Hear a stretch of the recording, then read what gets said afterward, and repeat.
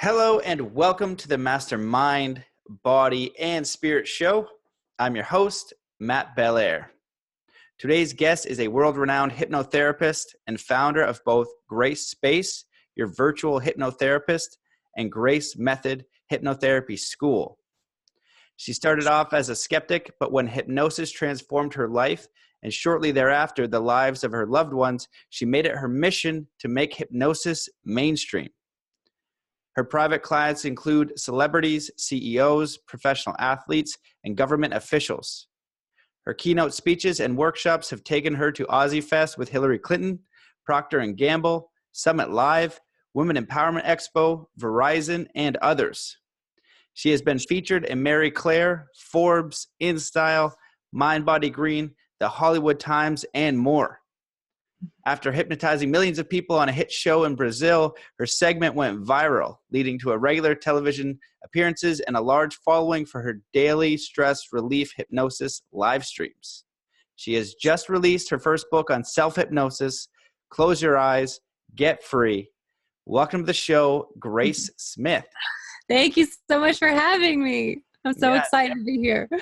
Yeah, me too. As I was saying at the beginning, I came across your work a while ago, and the first thing I thought was like, hooray, somebody is like kind of like passing the torch and still talking about this, because why is it not mainstream yet? Why aren't people using this? You know, it works really well. I completely agree. Well, why don't we begin with a little bit about your story and like who you are, and then we'll dive into everything else. Awesome. So when it comes to hypnosis, I never in 100 million years would have thought that this would be my career, that I would be on this mission to make hypnosis mainstream. I definitely wasn't a little girl, dreaming about talking to people with their eyes closed in dimly lit rooms with Himalayan salt lamps. Like, that was not where I thought I was headed. But essentially, my whole life, I wanted to make an impact in a big way ever since I was little. And I ended up studying human rights in school, thinking I might go that route and, work for the UN or become an attorney or something like that and help humanity on a large scale, a human rights lawyer type of a thing. And what I found was in school, I was so frustrated by the fact that all we really were studying was ideas. Nobody was implementing. It was like, let's read this theory about how this way of helping humanity won't work, and then 10 rebuttals, and still do nothing while people continue to suffer. And I was frustrated by that. So my first job out of college was to go into large scale fundraising. I thought, if I can raise $300 million for a new hospital wing, that's going to be making an impact in a big way. And what I found was that it was, again, a whole lot of bureaucracy, and that even though day to day, what I did sounded good on paper, really what I was a glorified salesperson, and I never was around when that money went to good use. It was always, 5-10 years out in the future, and things can change. Not to mention, it was 2008. So it was the peak of the recession. People were losing their jobs, losing their pensions, losing their retirement. And I was out there, asking for these large sums of money, which people were not giving. So every day, my and my teammates' jobs were on the chopping block. And I started to develop anxiety in a way that I never had before. And I had no coping mechanisms, no healthy coping mechanisms. But what I did turn to was drugs and alcohol. That was, in my early 20s, the thing that everybody seemed to be doing in order to relieve their stress. Luckily for me, it got out of control super fast, which is awesome. So that by the time I was 24 years old, I was lucky enough to get sober, which was just such a blessing, but at the time felt like hell. And 6 months into my sobriety, I wanted to quit smoking. And I tell you all this, Matt, because if someone had said to me, why don't you try hypnosis to quit smoking 6 months prior, I would have just laughed in their face and been like, what, clucking chickens and swinging watches and mind control creepiness? No. But I had been so humbled by this experience of thinking I was going to change the world in this way and being wrong, and thinking I would make an impact in this way and being wrong, and then being under so much stress and fear, and then trying, to destroy my body to get rid of it, and none of that working, and being so humbled by it all that I said, I don't have all the answers. I need help. And I'm willing to listen to other people. And because I'd been through all of that, when someone suggested hypnosis, I went for one session. I still went with my arms like this, crossed, not believing it would work, but still said, what do I have to lose? And I quit smoking in one session. And immediately I said, this is a human rights issue. Why does anybody have lung cancer? Why does anybody have emphysema? Why did I think this was going to be creepy when it was the most relaxing, non-invasive, empowering thing I've ever experienced? And most importantly, the most effective. So that got me on my journey. I wasn't yet ready to quit corporate. I'll tell you what got me to that next step next, but that's how I found hypnosis. And that's really the catalyst for why I'm here now. Wow. Well, I love that story. Well, now keep going. Tell me about corporate. I'm curious. So I was very intrigued. You know, I said, what is this thing? What is this subconscious? Why was this so powerful? And I was intrigued enough to get a certification, but not yet sold on blowing up my whole life and getting rid of my career that I'd worked so hard to grow and, you know, becoming a hypnotherapist yet. But what happened was, in my certification training, I overcame my fear of public speaking. I had had it for years and years and years, and it had been getting worse and worse and worse. And even though I quit smoking in one session, I overcame my fear of public speaking in about 10, which was still unbelievably rapid, to the point where I then was able to be the lead singer in an all-girl rock band, which was like a dream come true, and it was so much fun. So I still was like, okay, how could this thing work for smoking and singing in a rock band? Like, how are those things related? And who else can I help with this? So I had a certification, but just was on the side helping people with various little things, their nail biting, or, you know, when I say little things, I don't even mean little. I mean, these are things that people have been dealing with their whole lives. But to me, they didn't seem, I don't know, so life-shatteringly intense yet that I was willing to, again, give up my career. So things like nail biting, overcome fear of flying, and things like that. But then one day, early on, I was asked to help a man named Alessandra. And he was a UN peacekeeping ambassador in Syria. And this man was a warrior. His whole life at the very, top of the military, he was hand chosen by the government of Brazil to represent them in Syria. And one day when his United Nations convoy was crossing the city of Damascus, it was stopped at a blockade. And when he looked out his window, there was a bazooka pointed straight at him. And in that moment, he blacked out. And he woke up 10 days later in a hospital in Lebanon to find that he had not lost his life as he thought he was going to in that moment, but that he had lost his life as he had known it. He was now paralyzed on the left-hand side of his body. He had suffered a stress-induced stroke and now could not move a muscle on the left-hand side of his body. But because of all of his military training, which included 1,000 jumps from a helicopter and being left in the middle of the Amazon with no lighter and no food for 3 weeks and just told to survive and God knows what other kind of training, he just said to himself, with my will, with my might, with my willpower, I will force myself to move. And 3 months later, he was flown to the Rusk Institute in New York City, still not having moved a muscle. So you can imagine the mindset of this warrior at this point. He was broken. Such deep, dark depression had invaded his life. And he just said, I'm willing to try anything. And so when it was brought up that maybe he should try hypnosis just to improve his mindset, just to overcome his depression a little bit, he said, sure, what do I have to lose? And when I was asked to help him, I said, I have absolutely no idea if I can help him. I have no idea if hypnosis can help someone who's, in the trenches of this deep, dark depression, but what do we have to lose? So we both went into it not very hopeful at all. But saying, it can't really get worse than this. So let's see. When I walked into the Rusk Institute that day, it was so intimidating with the surgeons in their white coats and the fluorescent lighting and everything so sterile. And I was so nervous. And when I got there, Alessandra was lying in his hospital bed and he could barely look me in the eyes. And I just said, Alessandra, this is going to be unlike any other therapy you've done so far. Your eyes are going to be closed. We're going to speak to your subconscious and we're going to see if we can improve your mindset at all. And he said, okay, let's give it a shot. So he closed his eyes. I helped him to relax into the theta brainwave state, which is the state that you access when you're in deep meditation and in hypnosis. And halfway through the session, I got this voice in my mind that said, Grace, he's military, be militant. And I call hypnosis meditation with a goal. You would never think to be militant during meditation. So I really felt like that download came from elsewhere. And I just said, okay, Alessandra, I want you to imagine you're flying over a city at night in a helicopter. And the city you're flying over at night is a map of your brain. And you can see where the electricity is working, where the lights are on. And you can see where there's a blackout, where there's no electricity at all. Fly to the blackout and let me know when you're there. And he did.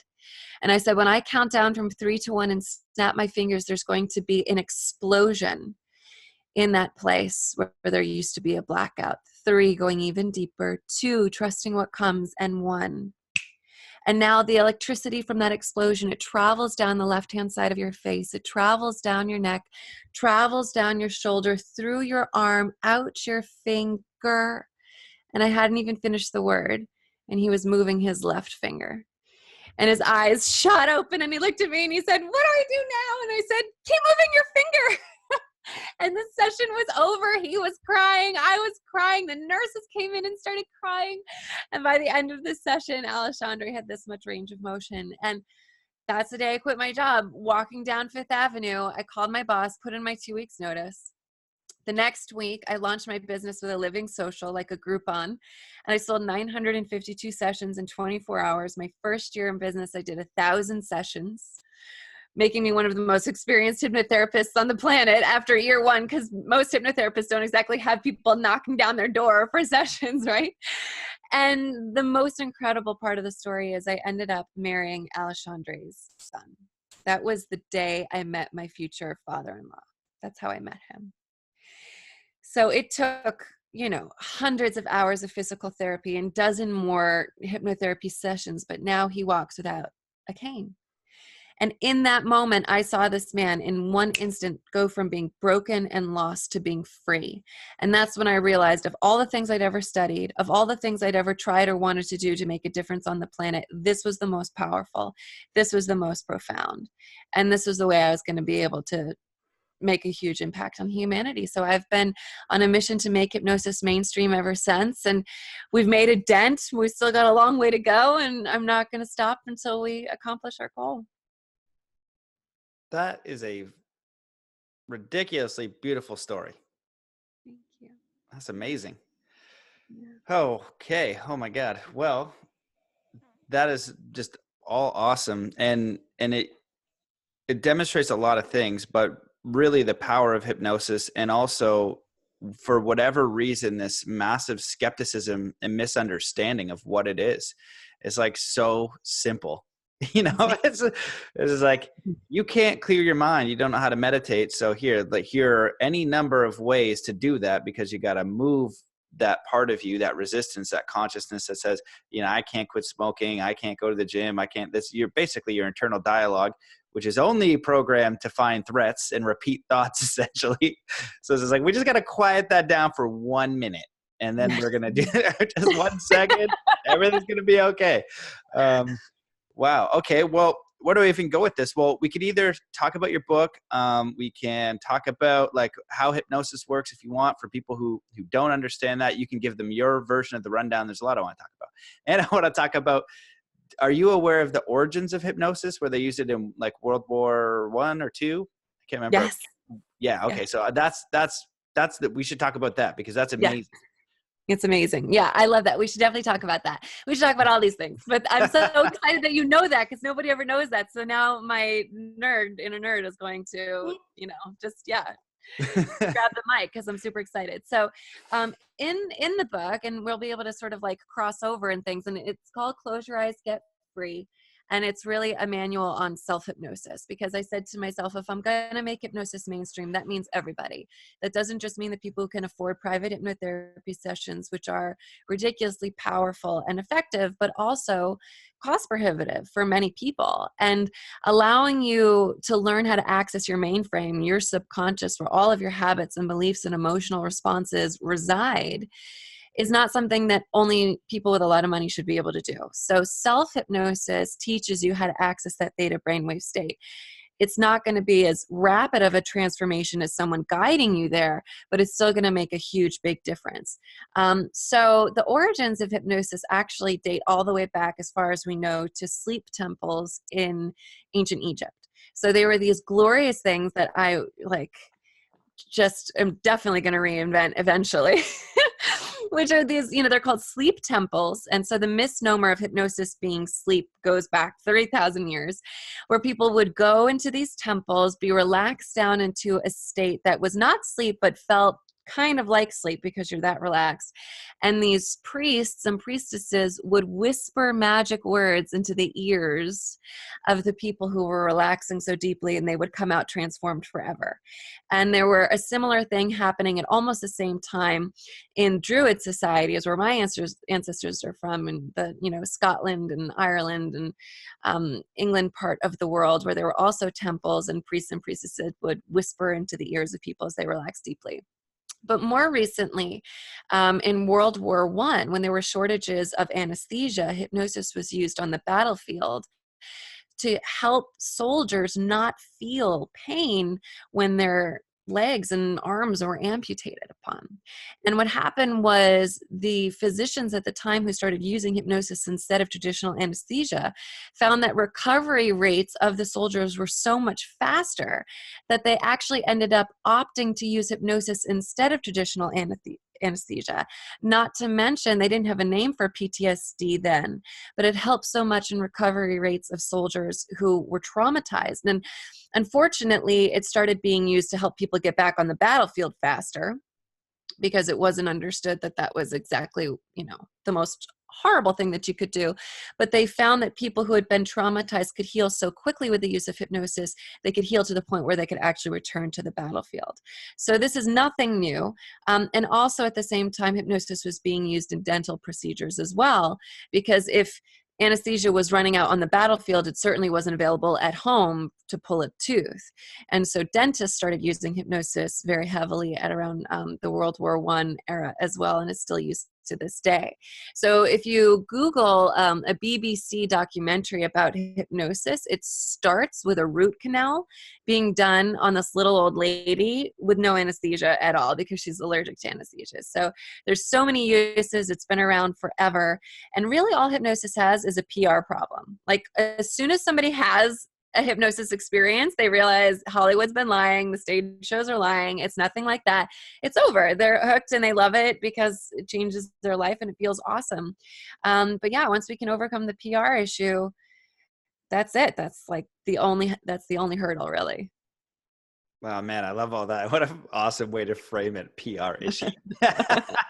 Well, I did not know about the ancient Egyptian sleep temples. I'd heard things here and there in conversations about that, but I never really correlated hypnosis with it, and it makes perfect sense. I have a lot of questions, and people who don't know hypnosis are going to have a lot of questions. So let's start with the basics. Yes. And then I might ask you some Druid stuff, because I don't know if you know Druid stuff, but I'm curious about that too. So Well, how does hypnosis work? And so the way, yeah, go ahead. I was just going to say, it could be, I have a lot. It's a how and why, but you go ahead. Perfect. You got it. So here's how and why. Most people try to make changes in their life when they're totally fed up, when they're completely stressed out. And that is our least fluid state, our least adaptive state, the state where we are least able to make change. Because when we're stressed out and fed up, this wall goes up and says, we are in survival mode. We're in the fight, flight, freeze mode. It takes so much energy to create a new neurological link in the brain. We're not using any of that surplus energy because we need it to survive. We need it to run or hide or fight. And so when we get stressed out, that's why our bad habits get worse. When we're super stressed out, that's why we're biting our nails more, and we're binge eating more, and we're snapping at our loved ones more, and we're not sleeping well. It's because all of the old patterns are now running on autopilot even more. Anything that existed before, we're just running on it on autopilot so that the body can hold on to that surplus energy in order to survive. In hypnosis, in the hypnotic state, you're getting yourself down into what's called the theta brainwave state. So if we were to put sensors on our brain right now, we'd all be operating at about beta. Beta, it looks like this on a screen. Beta brainwaves are your normal waking consciousness. It's just having a normal conversation. Alpha looks a little bit like this, a little smoother, a little bit more space in between. That's daydreaming. That's spacing out and looking out the window and having a good idea. That's in the shower, getting that download. Theta looks like this, slow, not like tons of space in between each line, really nice and long. Theta is the state where you are most in tune with your creativity, your intuition, your problem solving. It's where you feel the most safe and relaxed. Beneath that is delta, that's sleep, that's unconscious. So theta is where hypnosis takes place. You're in theta when you watch a movie. So when you watch a movie, you know you're in a movie theater and you know the person next to you is eating popcorn and you know that person needs to put their phone down and stop texting because you can see their light from 3 rows up. But it doesn't matter because you're so engrossed in the movie. You're completely absorbed in the movie. You're buying what's happening with the different characters. You're not thinking about the fact that you have to do your taxes or reply to that email. You are engrossed in the movie. But if the fire alarm went off, you would stand up and you would walk out of the room. You haven't forgotten where you are. That's where you are in hypnosis. You know you're in a hypnosis session. You know a person is talking to you. There is no blackout state. There is no mind control. You know exactly what's happening, but you're completely immersed in the story in your mind. Now, because you're so deeply relaxed and wonderfully safe, because your brain waves look like this, you've got all this surplus energy. So when a hypnotist makes a suggestion to you and says, actually, you'd like to be a non-smoker, that's what's better for your health. That's what makes you feel more empowered. That's what makes you feel better. Then you have the surplus energy to create that new neurological link in the brain and create a new habit almost instantly. So a study found that 600 sessions of psychotherapy result in 33% improvement. 600 sessions, 33% improvement, whereas 6 sessions of hypnotherapy result in 93% improvement. So it's not magic. It doesn't just change your whole life and every problem you ever had in one session. It's a process of conditioning. It's a process of creating new neurological links in your brain. However, because you are so super relaxed and feeling safe, you create those links infinitely faster than you would in beta, where the wall is up and you're in survival mode. Does that make sense? Yeah, totally. Cool. I love that. Cool. Well, I So like, that's the basics of why and how. yeah, no, I love that. I love how you explained it because I kind of explain it in a different way. So it's really good to hear how you do it. So I just talk about like the critical factor. So they'll talk about the critical factor in hypnosis being like your consciousness, you, who you think you are and what you believe. So if you believe you can't quit smoking, and I use it in sport, it's, you know, it's in my book too, because it works. It's, you know, I'm like a collector of tools and techniques, and hypnosis works. It's great. Everybody should use it for everything. You learn faster, you get rid of limiting beliefs, and you can program your entire body and way of being, but you need to know how to access the subconscious. And it's literally like the body is the hardware. You can't really change it to a degree, but you change the software, and then you can max out what the hardware can do. Yeah, exactly. And so when you get past the critical factors, like, okay, in sports, it's like, well, do you think you can land a double backflip, or do you think you land one? It depends on where you are in the process. Do you believe you can even stand up on a snowboard, right? And you can figure out what those beliefs are and code them in. Same thing, you can't stop drinking, can't stop smoking. You're anxious all the time. It's an idea. And the thing is too, that we get caught in this like repetitive loop, and we're only stuck in that consciousness. And when you're stuck in that brainwave state, like you said, you're just like going up and down, and it is anxious, but you think that reality is that brainwave state, when it's actually not. You can switch the channel, and that's where meditation comes in. That's where like breathing a sec comes in. And then in these slower wave states, then you bring in the consciousness and you can direct it, and then you can start to kind of program. So getting past the critical factor just means that, hey buddy, you can't clear your mind, so I'm going to help you with that. Okay. Then I'm going to give you exactly what you want, because you told me you would prefer this. So we're going to talk about that. You're going to imagine it, and your body, with its infinite intelligence, is just going to do it for you. But we got to find that motivation. So it's the simplest thing, and it's so epic. Do you want to talk about? Do you want to add on to any of that? Well, it just makes me so happy to talk to someone who gets it. It just makes me so happy because normally when I'm being interviewed, it's by someone who is interested to learn more, but is still a skeptic. And I can't even tell you how cathartic it is for me. And I know that of the people who are watching live from my side, I bet a whole bunch of them are my students because they are just so supportive and amazing. And our little hypno community is so tight. But like, hearing someone from, like a different community get it so fully and completely is so cathartic and awesome. So I'm just over here beaming because it's awesome. It's so awesome to see how you get it. And I think what's important too for people to hear is why it isn't mind control. So I'd love to explain that if that's of interest. Yes, of course. I was going to say I had a question loaded up around some of the myths and baloney that's out there. Yes. Perfect. Awesome. So yeah, someone might say, okay, cool. So you're in hypnosis, you become more open to suggestion. You're able to bypass that critical factor of the mind. In the moment when Alessandra broke through his paralysis, it doesn't diminish what you've been through. That's the thing that you have to realize. This isn't as simple as think happy thoughts and all your problems go away. That is insulting to people who've been struggling, right? It's overly simplistic and it's insulting. But what we have to realize is from one moment to the next, Alessandra believed he was paralyzed, and he was. And in the next moment, at the subconscious level, he believed there was electricity moving through his left finger, and it was. And then he was no longer paralyzed. And so you can realize that everything you've been through is something real. And you can honor that experience, and then you can choose to let it go. But if we don't choose to let it go at the level of the subconscious mind, even if we don't want it, even if we're so ready to move beyond that lesson, even if we're so ready to move beyond that experience, our body might be stopping us because, just as you said, Matt, the programming hasn't changed. So, sometimes I get people being like, Grace, I've had fibromyalgia for, 10 years. You're telling me that my pain is made up, and if I just choose to not feel the pain that I won't? And it's like, yes and no.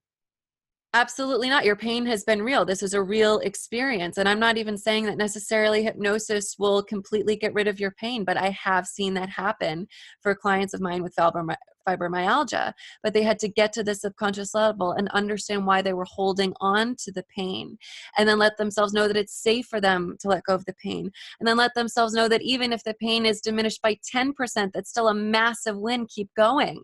It's not like unless you get 100% of the way, that's a win. It's a win if you're a little more comfortable, a little more empowered, understand your experience a little bit more.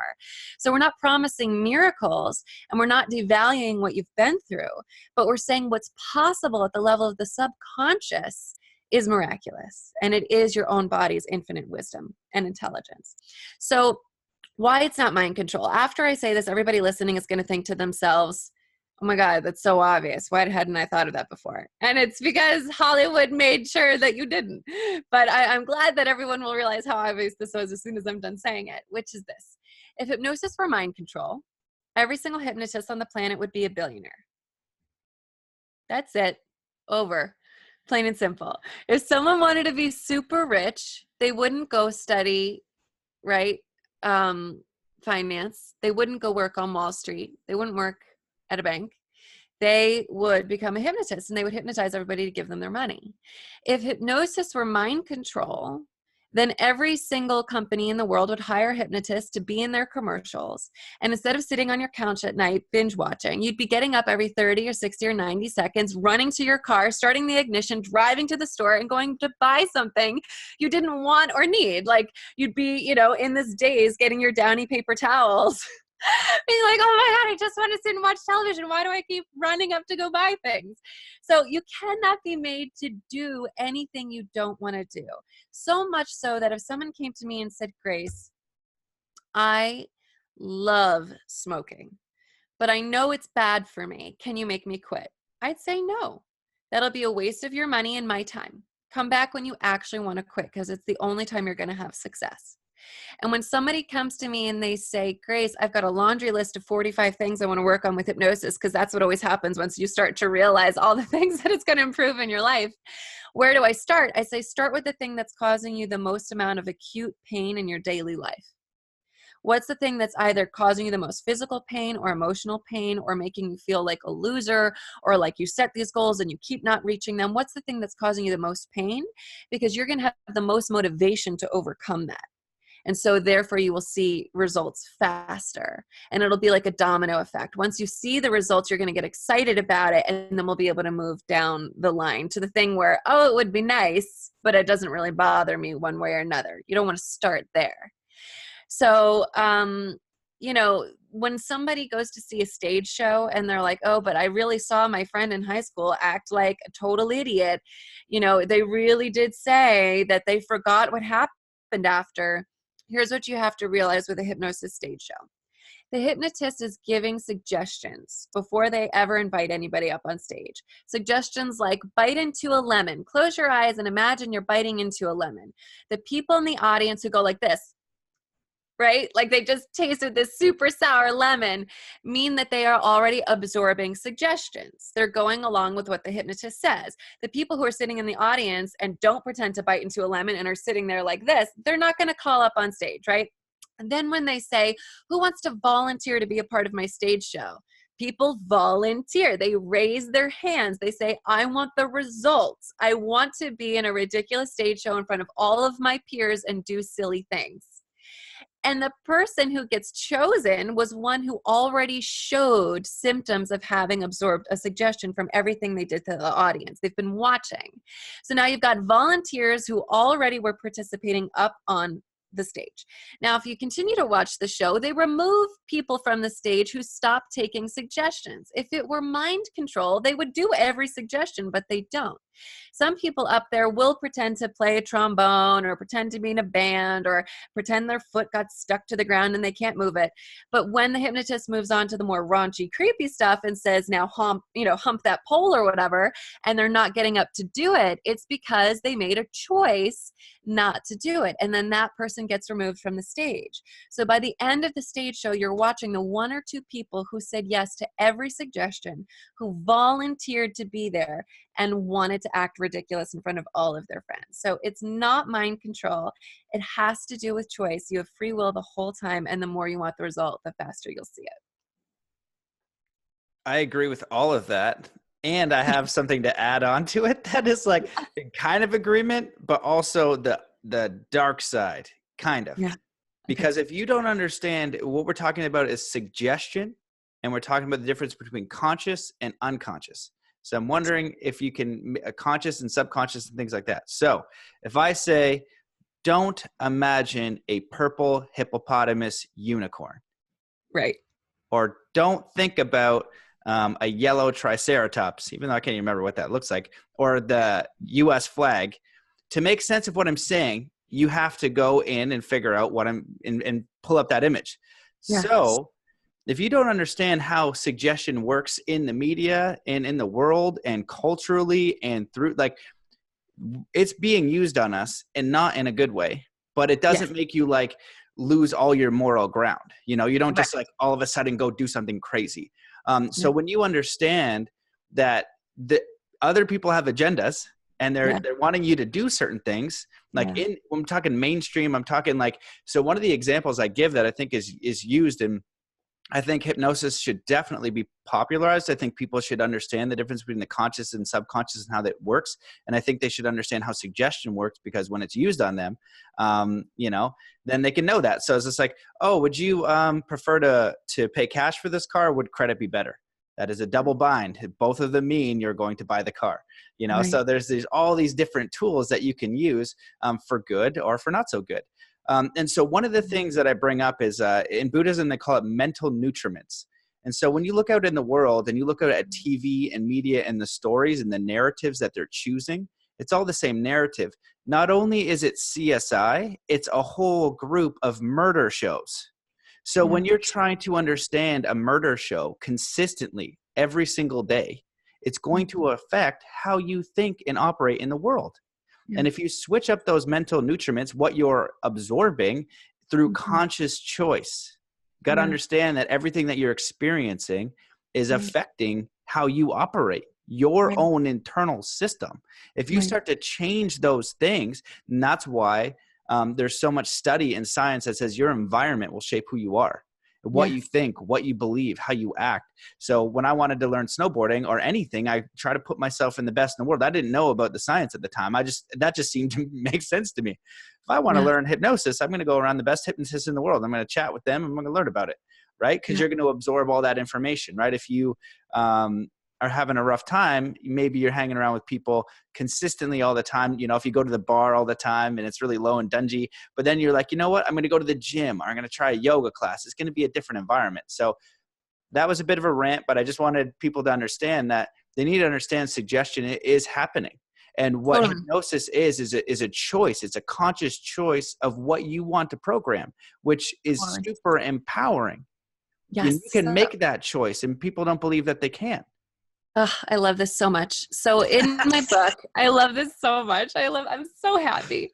But when I go tell my husband about this, he's just, I'm like on cloud right now. So in my book, I call it the 3 E's. This is who's conditioned us. It's our elders, entertainment, and our environment. So conditioning is happening throughout our entire lives, especially under the age of 7, when we're pure subconscious, we're operating from pure theta state. Our brains haven't developed to the point yet where we're operating from alpha and beta. So under the age of 7, we're just pure little sponges. And most of our beliefs about who we are and our place in the world and what the world means and what the world is a scary place or a place where there's opportunities, most of that is formed under the age of 7. So hypnosis is not actually hypnosis, right? It doesn't turn us into these zombies who will go out and buy something we don't want to buy instantly. Hypnosis is actually de-hypnosis. With hypnosis, we can de-hypnotize ourselves from the suggestions and the conditioning and the propaganda that we've been hearing all of our lives. Because just because going into one hypnosis session, if I tell somebody, go rob the bank for me and bring me your money, that's not going to work. But that doesn't mean that the subliminal messages that we've been told our entire lives about how we're less than if we're not this body type, that we're not smart enough if we don't have this SAT score, that we're not contributing to society if we don't do X, Y, or Z, that we're a bad person if we don't vote this way or that way. All of those messages are building up and accumulating in our brain. And what that means is we don't know who we are. One of the things I ask in my book is, who are you without the conditioning that others gave you? Who are you when you pull away all of the layers of what other people told you should be? That's what hypnosis can allow you to do. It allows you to get to know who you are and what you believe and how you can show up as your best self in your world. And it's so empowering to be able to say, okay, my whole life, I've defined myself by this weakness. Who am I without it? And like, I have a client right now who just overcame this belief of it's not fair. She grew up in a communist country, had to escape to America, and has struggled with losing weight her whole life, in addition to a lot of other things. And so she had this narrative of, it's not fair. It's not fair. It's not fair. Other people have it easier. Other people have it this. Other people have it that. And so it was true, because that was the narrative. That's what she believed. And so, of course, it was true. And so when we finally said, what if it's all fair? What happens then? And what if you just show up and do the very best you can do? And what if people aren't out to get you? And what if they're just having their experience in their silo, and you can show up and, react to it in whatever way? And what if they're just doing the best that they can, and you're going to do the best that you can? And we started to change that. Every single thing about her life flipped on its head. Every single thing. And so I'm really happy you brought that up, because it doesn't mean that people don't have agendas. It doesn't mean there aren't subliminal messages in the commercials that we watch. It doesn't mean that advertising companies aren't out to make us feel like crap, so we'll buy things to make us feel better. That's all real. But that's what's so crazy about it, is hypnosis is not causing the problems, right? And if I'm going to get a little conspiracy theorist, I got to wonder why humans don't know about a tool that is so unbelievably powerful at helping them overcome this crap, and why we think it's this creepy, dangerous thing to stay away from, when actually it's the most empowering way to get in there and flip the script on things that are harming us. So yeah, that stuff is out there, but it's not the hypnosis session. It's what we use to de-hypnotize ourselves and get in touch with our greatest potential. I 100% agree with all that. But can you, the thing I forgot is, what are the 3 E's? Can you define them? The 3. Totally. So it's our environment. Yes. It's the house you grew up in. It's the teachers that taught you when you were in school. It's whether you grew up in the mountains or in the city environment. It's your elders. It's the belief of the people who had authority around you. When it comes to hypnotherapy, if you view the hypnotherapist as an authority, you're going to be more likely to take their suggestions because you view them as someone who knows what they're talking about and you trust them. So as a 7-year-old, that's anybody older than you. That can be an older sibling. That could be the kid on the bus who, told you that you looked stupid in yellow, and now you don't know why, but you never wear yellow. And you go back in hypnosis and realize when you were 6 years old, this person you saw as an authority, as an elder, it doesn't just have to be your grandpa, it's just an elder to you when you're 7, formed your belief about your world. And entertainment. That's the third E. And so that's advertising, that's movies, that's TV shows.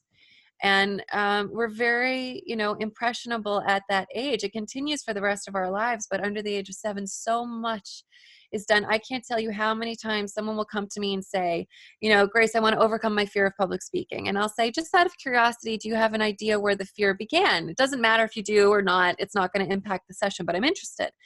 And they'll say, oh yeah, in 12th grade, I bombed a social studies report. And I'll make a little note of that. But in my heart of hearts, I typically, believe that there's going to be something younger than that. And 99.99% of the time there is. And then we say, let's go back to the source of when the fear began. And it wasn't 12th grade. That's like the 50th time that something happened to what we call re-injure the initial instance. And what will happen is we'll go back. The person will be 6 years old. They'll be in their kindergarten class.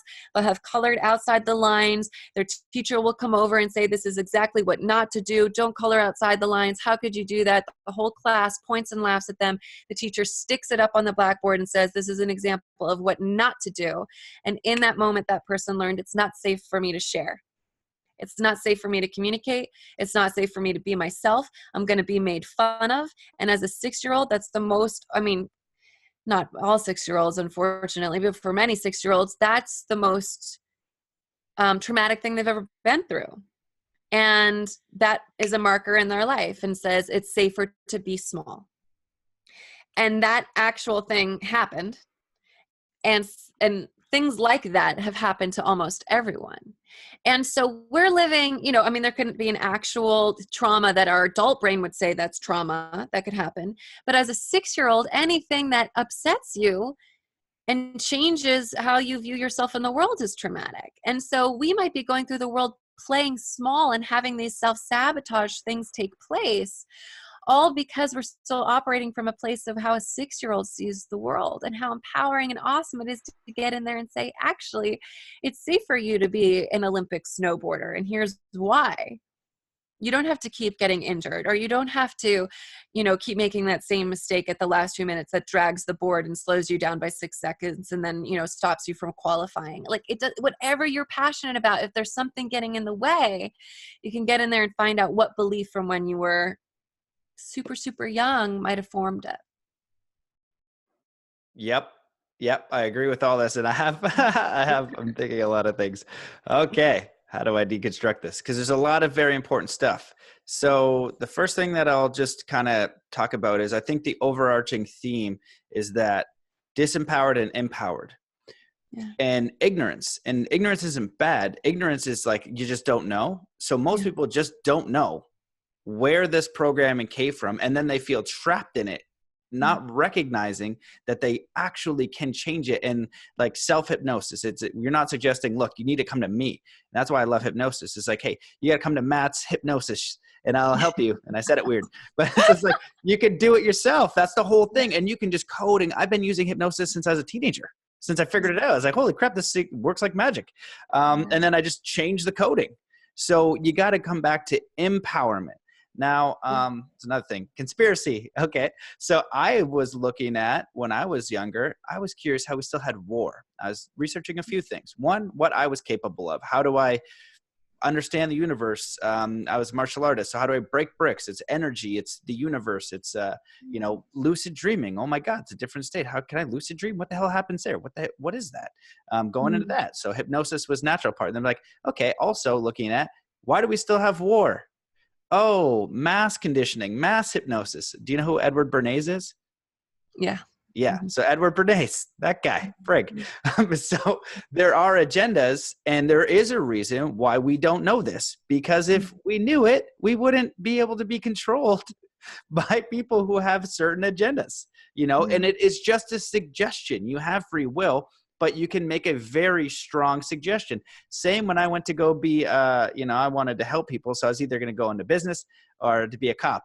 What I learned about being a cop is it's a lot of suggestion, and then, just like they make assumptions, you know what I mean? Give me this. You don't have to do that. You know what I mean? Why are you stopping me on the road when I'm just minding my own business? And so they just cross the line and make assumptions. And then you got into court, and that's a whole nother thing. Law is a whole thing. So there are these things, but what the key is that, and you also made another good point about, most of the programming happens when you're 5. When I worked with athletes before, and they constantly become second, it's a self-worth thing. And I know that we're talking as like, it's some sort of self-worth thing. And so the way that the brain works, I think it's the amygdala, and some neuroscientists can tell me, but we're like hunter gatherer, right? We go out and then there's a lion, and it's like, oh my God, it's a lion. And it eats one of our friends. It's traumatizing, but we now know that we should stay away from that thing. It is not friendly. Yes. So that happens on an emotional scale, and then we hold on to it, and then we identify with it, and then it's our personality for our whole life, not recognizing that we got afraid. And then so the brain doing its thing, wanting to keep us safe. Don't public speak again, man. That was embarrassing. You almost lost all your friends, and you're not good enough. And so the brain does this, and then all of this is now stored in the subconscious, unconscious, without your awareness that just happened. And then now you operate in that way to maintain that identity and stay safe as you cross the street. Make sure I don't public speak. You know what I mean? Yes. So when you understand how the unconscious and subconscious works, and you understand that it is 100% programmable and malleable through your own consciousness, through your own free will, through your own choice to create who you want to be, you are much more empowered.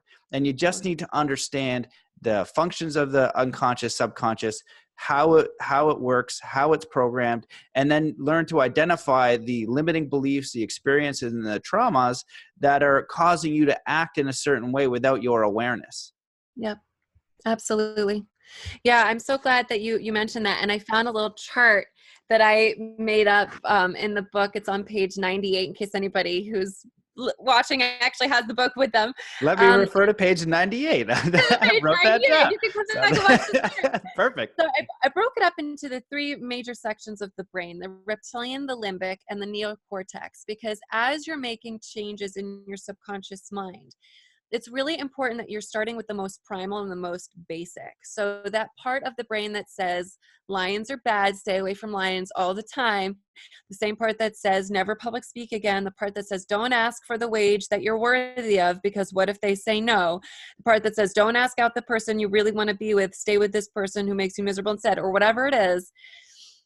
You got to clear that up first. Like a lot of times people want to get into peak performance that haven't cleared up these basic instinctual reptilian brain issues first. And you can't get to the peak performance neocortex, which is the most recent evolution in the human brain, without clearing up the most basic fundamental survival instinct stuff. So like, here it says work on these first. Like if you're wondering where to start, the reptilian stuff, your instincts, your breathing, digestion, circulation, elimination, temperature, the fight, flight, freeze, movement, posture, things like stress relief, overcoming anxiety. Those things are all reptilian. If your anxiety levels are super, super high, that's nice that you want to learn a new language. That's a neocortex. Like, let's get the stress levels down so that you can actually retain the new information that your brain learns. Otherwise, if you're learning the new vocabulary in a totally stressed out state, that's not what your body is worried about, creating new neurological links in the brain. The limbic system are things like anger, sadness, disappointment, fear, and again, anxiety, more like social anxiety. So again, stress relief, overcome depression with the limbic, increase comfort, decrease pain, stop nail biting, develop gratitude, increase self-love, overcome insomnia, increase patience and kindness. And then the neocortex are things like making smarter decisions, work smarter, more focus, less distraction, plan for future successes, strengthen willpower, learn a new language, increase self-worth, stop the negative thinking and complaints, break through procrastination, increase self-confidence, those kind of things. So I break it out that way because a lot of times, people come to me wanting to work on XYZ, but it's like, this is an easy way to categorize it. Another way to think of it is like this. In chapter 9, I talk about this structure. So all of your issues, all the things you want to change in your life, all of the problems, the physical manifestations, they're the limbs of a tree. You can see the branches. They're stretching out into the sky. So that's the binge eating. That's the coming in second in the race. That's all the problems you can see. The trunk is either going to activate those limbs and make them worse, or it's going to make them feel like phantom limbs. Like they're there, but they're not turned on. So the trunk is stress and anxiety. If our stress levels go up, if our anxiety levels go up, we're biting our nails more, we're yelling more, we're eating more, we're not sleeping as well. All the problems are here. But just decreasing stress and just decreasing anxiety doesn't actually mean the limbs go away. They're just not activated. So then that moment comes along where they do get activated and here they are back again. They're not gone, right? Or just hacking off a limb doesn't mean that the trunk issue is gone. It could just grow a different limb. That's when we find, somebody gets gastro bypass surgery and now their stomach is the size of, this tiny little dime. And so they lose a lot of weight. But we've seen studies where 80% of people who have gastro bypass surgery can end up with sex addiction or alcohol addiction because the root issue of the addiction was never treated. Now just the stomach is the size of a dime. And so that's the equivalent of hacking off a limb and another one growing. What we need to do is get to the root. The root. And what I have found is lack of self-love, lack of self-worth, and lack of self-confidence are the roots of just about every limb. And so when we heal that, along with turning down the stress and anxiety, along with cutting off the limbs, then the new limbs that grow are ones that are being seeded by self-love, self-worth, self-confidence. So I don't just offer one hypnosis session anymore, right? If somebody wanted to work with me privately or one of the Grace hypnotherapists who work at our company who graduated from our school, we don't just offer like, oh, you want to quit smoking. Because what I found over the years was if you quit smoking, but you leave my office and you still hate yourself, that's not a win, right? We want to make sure we're taking the time to heal and repair and foster the roots. And so when you're working on quitting smoking, but also the self-love, self-confidence, self-worth, and the decreasing of the stress and anxiety, which happens as a result of being in the theta brainwave state anyway, that's when you evolve as a whole entity, a whole person, when you start to reach your goals and then maintain them and not backtrack or yo-yo or plateau. So it's a really fun, when you finally realize all the moving pieces that need to come together in order to evolve as a human rather than just fixing one issue here or there. Yes, I 100% agree with all that. And it's super important. You have to get to the root. And it is interesting that 99% of people, a very high percentage, it is self-worth, self-love. I speak about this quite a bit. Greg Braden kind of deduced 3 universal fears. The first one, well, in no particular order, but the one I reference a lot is not being worthy or good enough. And for whatever reason, like we have that abandonment and separation. So, feeling like people are going to leave you, and surrender and trust, so believing it's not safe to trust people, things like that. So every one of us is going to have one of those probably. And you might have all three, and that's okay. You just got to be aware of it. And then you can then start to influence it, because these unconscious beliefs are running your life, whether you know it or you like it or you're conscious of it or not. It is having a very direct impact on you. So, uncovering your limiting beliefs, getting to the root, is the most fundamental thing you can do. And it's the exact same thing when I work with athletes. And hypnosis should be, there's amazing studies in hypnosis. 1984, I think the Russian team had like 11 hypnotists, and they just smoked everybody. And then everyone's like, oh my God, like what did those Russians do? It's like, we used hypnosis. It's like, we used visualization. We used our brain. Oh, why would you use your brain in sport? It's just physical. You don't have any brain activity, and the more dangerous the sport, the more it's mandatory. And to kind of give this example, like the book that I wrote, Zen Athlete, includes hypnosis. The idea is it's a compilation of the best self-mastery tools that I've ever learned. You don't need to be an athlete, but there's a distinction. When I worked with extreme sports athletes, and I am one, if I want to look and do my first backflip, that's cool. That's dangerous. Now, if I want to up that ante and do a double backflip, or I want to do a backflip over a 70-foot jump and I mess it up, we don't have the luxury to not have it all upstairs. Yep. You have to, or you could get mangled. And so it creates a necessity to master this stuff. And so the people, like, you look at watch any Red Bull high diver, look at what they're doing before. They visualize it, and then they go through the motions. They have to program their reality, because there will be an immediate response from reality if they do not. And they must. And so if you can take that necessity to your life, because what's the idea is that we're not having enough negative stimulus, right? It's got to get to that. Most people need to get to that tipping point. It's got to get like you said with your drinking, and you recognize it's a gift, right? You're like, okay, I'm going all the way to the bottom. Bam. Okay, this sucks. Now I'm going to come back up. Totally. Most of us will go, okay, here's like, happy and joy and blissful. Life's amazing. Screw that. We're not way up there. We're like, I'm just getting by. That's about, most people are like, getting by. It's not terrible. I was like, it's not awful. It's not the worst thing ever. Let alone the idea of it being frigging spectacular, because, why would life be amazing? But so we ride, like, let's just say like 50% starts to get bad. We ride between like 50, 60, and usually 40 and 30, anxious, depressed, afraid of crap, all that kind of stuff. And there isn't enough of a reason to make a shift. So try to find that reason without hitting rock bottom, without hitting like a disease, because then the next, and that's why I say this is step one stuff. Step two stuff is when you get into the weird stuff. You get into the druids, and like, what are we talking about with this, like high altered states of consciousness, but in a way that like you feel like, how do I say this without like, I'm trying to ground it more these days. Feeling inspired and connecting to life in a very beautiful and real and profound way for you. And that is a possibility with how you live.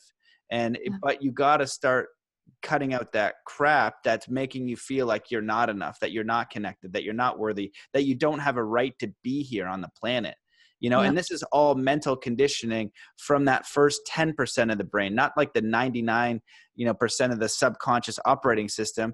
And that's what consciousness does in meditation. It turns like a flashlight, have a peek at the unconscious, all that stuff, all that memory and programming. And then you can it's like you take clippers, hedge clippers, and kind of do your own pruning through your own idea. And then what you're kind of speaking about is neuro pruning. So once, you start to change your programming, your thoughts, then literally those neural connections start to die off. And then you go from not being worthy to feeling more worthy, to feeling more powerful, to doing all those other things. So I said everything I think I want to say. I'll just throw it back to you. Yeah, I love it. And that's the thing that's so interesting is for a lot of people when they first find hypnosis and hypnotherapy and they say, oh my God, I can't believe how good this feels. I can't believe how effective it is. I can't believe how good I feel. That it feels like that was such a huge, big step in personal development. And the truth is, this is the first step. You know, realizing we are in control of our subconscious programming is the first step. From that point, what you do with that is the glory of being a human being and getting to create your experience this go around, right? Not being at the mercy of other people's conditioning for you and other people's idea of what life on planet Earth looks like, but what is possible here. And that's why I know by making hypnosis mainstream, I mean, it's nice that it's like a little bit of an alliteration. It worked out to be a great, business logo, making hypnosis mainstream. But the reason why I'm so passionate about it is because truly when hypnosis is mainstream, humanity will never be the same. It won't be.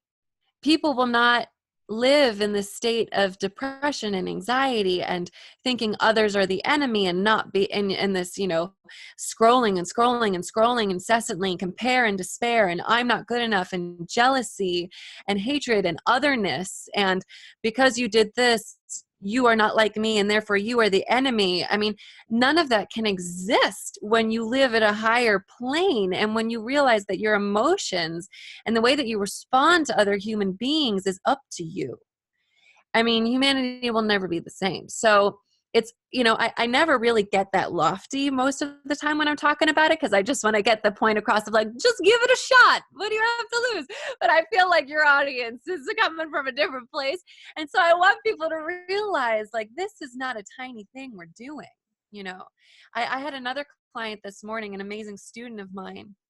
And I know she'd be okay with me telling the story, but I'll keep her anonymous, this anyway.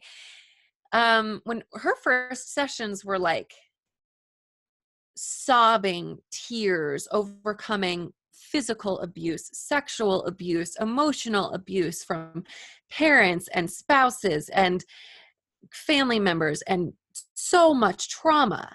And now it's like, literally our session today was, I would like to be even more connected to source so that as a vessel for these higher messages of love and light, that when I work with my hypnotherapy clients, that I am only sending a message that is of like the purest, highest consciousness.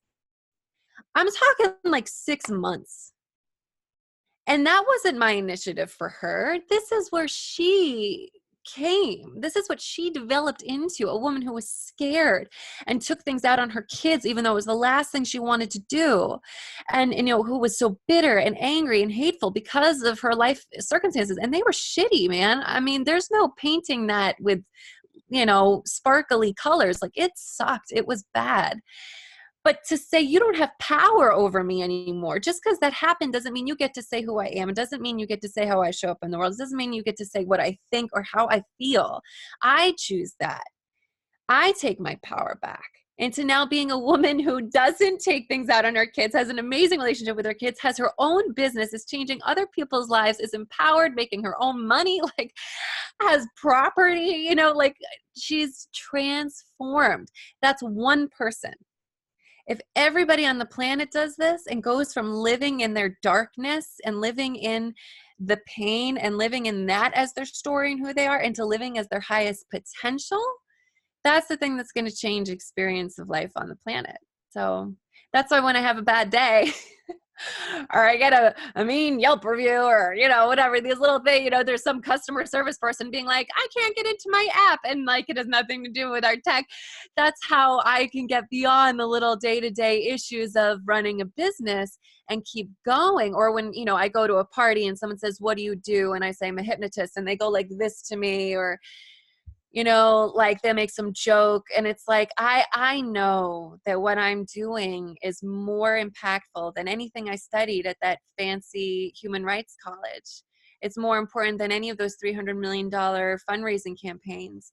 And even though maybe some of the world still doesn't get it, more and more people get it. You get it, Matt. And the people who are listening get it. And the people who, read the book get it. And they'll help others to get it. And that's worth continuing, even if my ego gets battered every day a little bit. It's worth it. This is huge. It's huge. Yeah, yeah, I totally agree. And it will indeed have a massive impact in uh, because we know the difference. It goes from disempowered to empowered. It goes from no choice to whatever choice you want. Do you want to be great at ping pong? You can. Do you want to start a business? You can. Do you want to feel good about life? You definitely can. It doesn't mean that everything is freaking rosy out there. It's the same. It's like the same, but different. You know Yes, what I mean? exactly. You're just a little bit more empowered. And like, so, I like how you said mainstream, because I've always said, like, with the Zen athlete, I'm like, I want to popularize the mental game of sport, which Mm. it's much clearer just to say, I want to make the mental game mainstream. So thank you for that. That's You what got I'm it. trying to do. And so with all sports, like when I did martial arts, it's mind, body, spirit. You learn about the mental. It's just a part of it. And so I always did it. And I didn't understand how other sports weren't doing it, because it's so important. And so, like, why are we putting kids in like football and hockey and soccer? It's like, okay, it's all physical. It's all physical. No great athlete ever said it was the mental game. Nobody's ever said the mental game works. You know what I mean? It's just like, you have such a beautiful opportunity to teach kids empowerment through sport. And so this is, I was trying to figure out, I was like, hey, this should be in schools. Every kid needs to know this. Totally. And this is as basic as I can break it down. You're going to teach a kid how to do a basketball shot. Tell him to do 3 deep breaths and clear his mind. Somebody who can clear their mind and somebody who cannot is a fundamental shift in consciousness. It is a fundamental difference in the quality of your life. Yep. 2, get them to visualize a shot going in. That shows you that you can influence your reality, that you can influence the things that are happening here. Fundamental shift in consciousness, fundamental shift in the quality of your life. 3, you missed the shot. What's the most powerful and positive perspective you can have in that situation? You don't always get to choose what happens here. It's a giant mystery. Nobody really exactly knows what's going on. I'm still trying to figure it out, and I have no idea, and none of my guests really do either. There's some pretty amazing people. So we're not really sure what's going on here. But it seems like we can influence this to a degree, and we also can influence our state. And so then okay, well, I want to make the next shot. Let's clear our mind, visualize and intend. And then see what happens. And we miss a shot again, and our friends call us a loser, and we pee our pants, and it's all traumatic. What's the most positive perspective? And now this is moving towards empowerment. And I do think that there's a massive reason, all of the stuff that I've studied in hypnosis and meditation, things like that, that they don't teach that, because it's all empowerment. You can't, you literally can influence. And I see it in so many different ways. And media is the other huge thing that I would change, because it's using all of these things to, make us not feel good enough, put value on material, the outer body, not the inner body. You know what I mean? The outer object. Do I have a Rolex on am I rolling up on a bicycle, which I am, which is super, super cool. or a Range Rover, which I totally want a Range Rover, but like, does it, is there like a problem with society and like, oh, I need this thing, so then I'm cool, and that's the whole thing. It starts to bring the power back in. And gets really real, because if you keep looking out all the time and that's your bar for your experience and how you feel, you're going to be disempowered, and you're always going to be disappointed. And the other thing is, nobody even gives a crap about you. They just care that you're coming to work to fulfill your agenda. Like, your friends care about you. People care about you. I'm just saying, like, the world at large, if you embarrass yourself, they're going to forget about it 2 days later, a second later. Nobody's going to themselves. Yeah, exactly. Even if you like bomb on stage or something, like, they're going to forget about that and deal with their own world. So I just want to share that, because it is empowering. Everybody needs to know how to do this, and you can do it repeatedly. And for me, in studying consciousness, like pretty much my whole life, hypnosis is, you have to have it. It's one of the most empowering tools. It's like you must use it, and it's not that hard to figure out. I'm sure you could read your book, and do it. And so that's my rant. You want to add on to that? Just, yes, I agree. Everybody needs to know how to do it. I love it. This is just the most fun ever. I completely agree with you. So something I wanted to mention, because you've brought it up a few times, and I'm so excited for people to know the difference between conscious visualization and visualization on the level of the subconscious mind, or when you're in the theta state. And, when the Russians just smoked everybody in the Olympics, people started to pick up on this. And so now many peak performance athletes are using hypnosis. And what they found is that if you visualize at the conscious mind, like right now, I could close my eyes, not relax too much, and I could imagine myself, I don't figure skate, but if I were to pick an Olympic sport, that would be it. So I could imagine myself figure skating. If I had those sensors on my brain, the part of my brain that would be lighting up is the part that imagines something. Imagine something that's not real. When you're in the theta brainwave state, when you're accessing your subconscious, the part of my brain that would be lighting up is the same part that lights up if I were figure skating. So when you use hypnosis to visualize, you are actually strengthening the neurological connections in the brain that are doing the high jump, that are going down the luge, that are getting the shot into the basketball, that are getting up on stage and giving the killer TED talk, that is coming home and speaking to your spouse in a way that is calm and measured so that you don't flip out in front of the kids or whatever. Like, there's so many things to visualize yourself doing successfully, especially if there isn't a precedent for it before in your life, especially if before there was only fear and turning bright red and trembling. Then to do that at the level of the subconscious mind doesn't just mean you're imagining it. It means you're creating the actual experience in your brain of it having happened. And so that's why Olympic athletes don't just visualize. That's why they use hypnosis, because you're using a different part of your brain. You're using the part of your brain that actually goes through those steps, but you're not doing the physical wear and tear on your body that a gymnast would do by doing a million backflips. So it's really awesome for your days off when you're not training, or even in between when you've got the ice packs on, or you're in the thermo, whatever amazing thing that Tony Robbins does every morning, and you're resetting your body. You can still be practicing, literally practicing mentally, while your body's getting the rest that you need. And that applies to all areas of your life. So, I work with a lot of executives who, they're at the top of their game. They're already at the very highest that they can go in their company. But there's a lot of insecurity for how they're running team and how they're showing up on conference calls and, how the other person at this other branch is, thinking of them. And so they need to be able to visualize a world where they're not taking up brain space with this stuff, especially female executives. Like, it's so difficult to get there, and there's so few at that high level that thinking about whether your boss thinks that what you said was the smart thing, like, gotta let that go. And I tend to find this a lot more in the women that I work with than the men, than obsessing over, did people like what I said? Do they like me? Do they think I'm smart? The women have been programmed even more so than men to worry about other people's opinions. Not 100%, but I definitely see that as a trend. But you don't have time or space for that. You got to be the best you are. And especially if you're going up against men at that same level and they're not thinking those things, then you got to free up that brain space to think about how you're going to be more innovative. How are you going to get in there and do an even better job? How are you going to be even more charismatic, even smarter, even more dynamic? And so you have to, if there's no precedent for that, if your whole life you worried what other people thought about you, you have to, in your brain, create the neurological precedent of being able to show up and not do that. And that is so super cool. So I hope that everybody who's listening starts to think about not just what problems do I have that I want to overcome, because that's important and that's probably a lot of reptilian stuff. But once you get to the neocortex part, what's the amazing stuff you've never, ever done that you want to create a neural framework experience for, so that you can actually do it in physical reality again and again and again, because that's really the point. That it's getting to that point. Yeah. Yep, 100%. And I think I draw a map that's useful. I think most people, like I was sharing before, many, and the percentage is way too high. I don't know what it is, but it's very high, they're in an anxiety loop, in a stress loop, in an unworthiness loop. That's how most people are operating. And that's why we're weirdos. We do hypnosis. So we're weird. You're a weird person. Are you smiling? That's odd.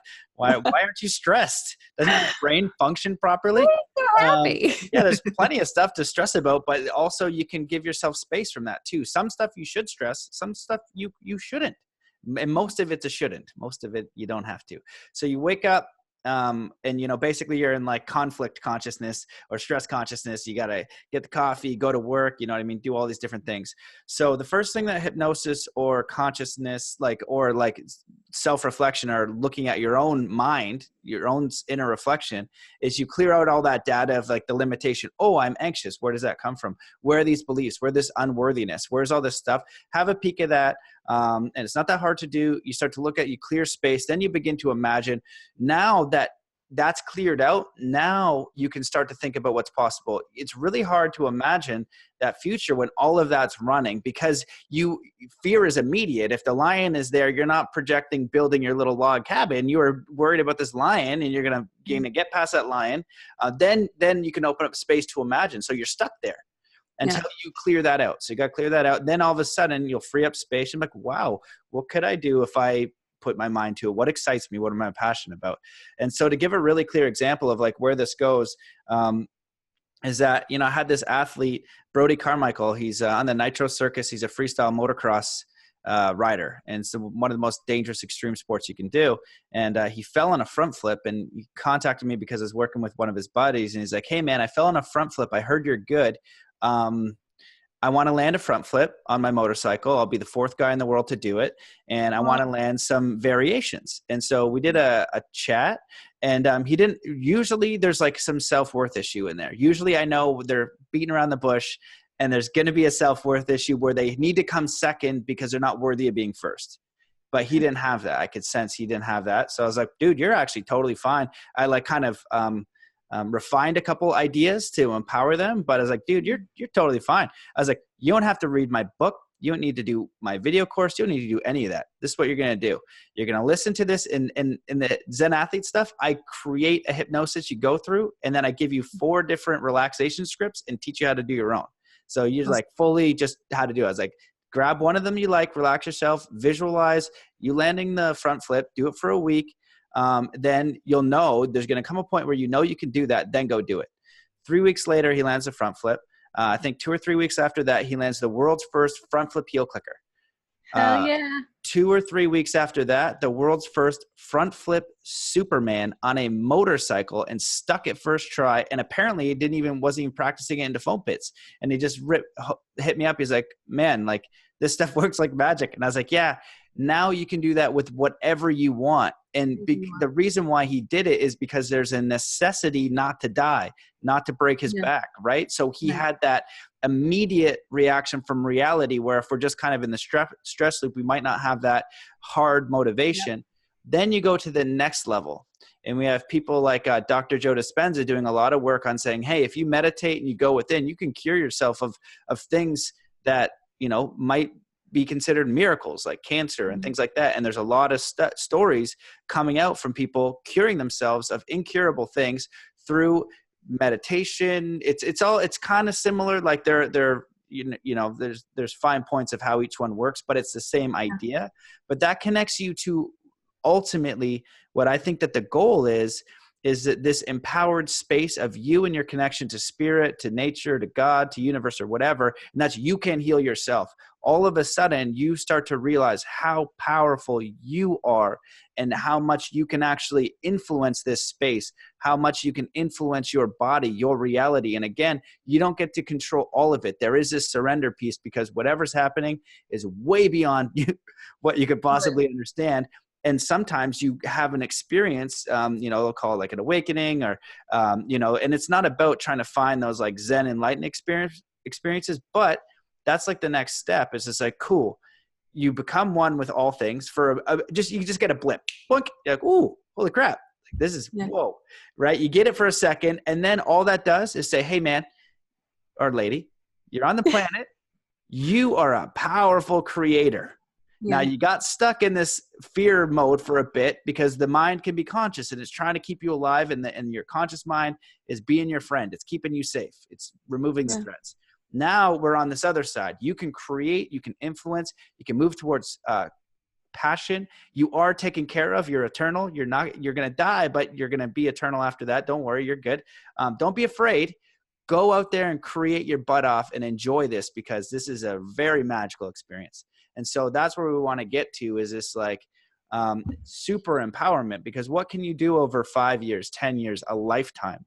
And what do you want to experience here? How do you want to live? How do you want to be? And so those are the spaces that we need to get to, so we can express ourselves as fully as we can imagine, and know that we can, and it's our right to. And rather than operating in like, why am I good enough and I'm not good enough to do anything, and I just gotta, stay at this space. It's two different realities. Totally. Yeah, 100%. And I think the one other thing I'll add is what's so interesting about who you just mentioned is this is somebody who you knew from the moment that you met him that he didn't have the self-worth piece. And so he was able to go in with a script, and you told him do this every day for a week, and he friggin' did it every day for a week. He probably did it multiple times a day, every day for a week, because his life was on the line and his back was on the line. He's also an elite athlete, which means he has unbelievable discipline and drive and focus, and he understands the power of repetition and muscle memory. This is somebody who, if he doesn't have a self-worth issue, that reptilian stuff was cleaned up, right? So that's awesome. But that's why, some people will, like, just yesterday, I got 2 emails back to back. We have a funnel for helping people overcome addiction to sugar. Sugars and everything. It's a major health concern. I helped somebody overcome this on the show called The Doctors, and so it became a very popular product for us. And in the first email, someone said, I listened to the recording twice back to back. I haven't had sugar in 6 months. I can't thank you enough. I kept meaning to email you and thank you, and I just kept forgetting. Finally saw you pop up on Facebook today. Just had to say thanks. Email right after that said, I listened twice. It's not working. I want a refund. And also, I don't like the woman's voice. It's annoying. So this goes to show, right? So even though the results of hypnosis are not actually magic, they're conditioning. They can feel like magic sometimes. You can break through paralysis. You can quit the smoking. You can break records, right? But the amount of conditioning that each one of us need is different for each thing you're working on.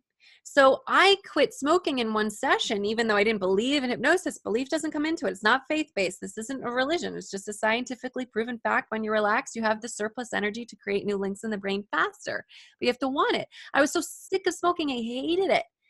But my overcoming fear of public speaking was so deeply rooted in acceptance and likability and fear and survival and all this stuff. It took me a whole 10, right? This woman who quit smoking in 2 sessions, quit sugar in 2 sessions, and then sent me a thank you note.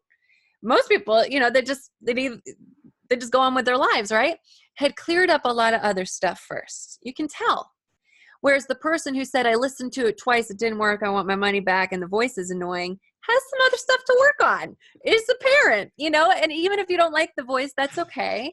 That's fine. Everybody's entitled to an opinion. But if somebody really wanted to quit sugar, the voice wouldn't matter, right? Like the person who came to you for help didn't say, I don't know if I like this script so much. He just said, you're good at what you do. I have a problem. I want to overcome this problem. I'm going to do what you say, and I'm not going to stop until it works.